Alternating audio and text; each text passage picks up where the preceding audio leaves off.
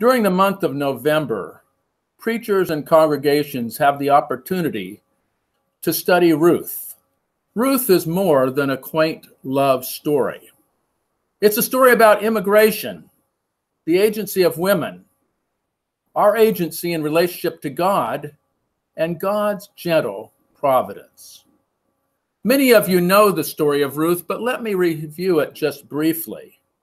There is a famine in Bethlehem, a famine like so many in our world today, which has contributed to nearly the 70 million refugees that are here on earth at this point. Naomi and Elimelech travel from Bethlehem to Moab. They travel there probably with a wave of immigrants, and dare we say a caravan of immigrants, heading for a new life in Moab. Naomi and Elimelech begin a new life with their two sons.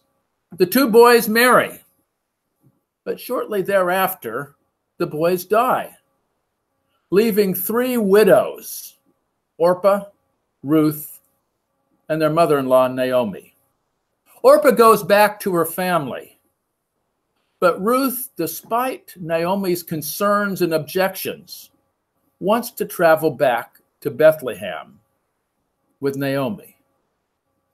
Ruth is traveling to a new land, probably with modest language skills, probably not knowing this culture or religion well. And she's traveling to a land in which immigrants, especially Moabites, are looked down upon. According to the Jewish lore of the day, the Moabites were considered lowlifes. The men were cheats, and the women were often seen as promiscuous. They weren't the sort of people you'd want to come into your country. And of course, the Moabites and other immigrants might take away some of our largesse and even steal our husbands. What will become of Ruth in this new land?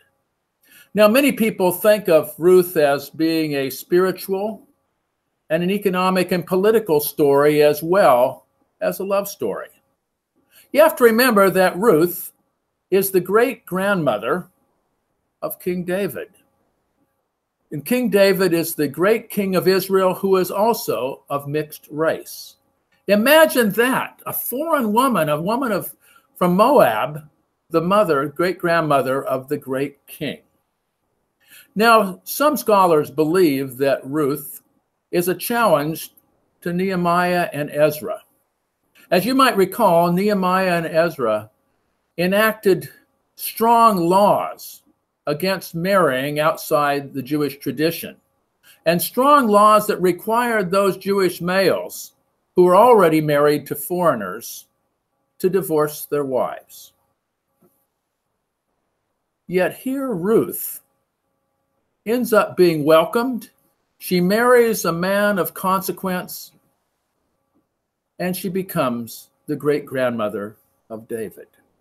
Ruth is more than a quaint love story. It's about immigration and about responding to challenges of refugees and immigrants in our time. It's about women taking control of their lives in a patriarchal society.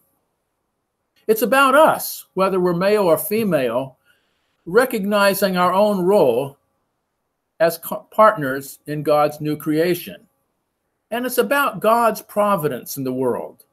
Although the name of God is not often invoked in the book of Ruth, God is there behind the scenes, guiding Naomi and Ruth, and leading to a relationship that brings Israel to become a great nation.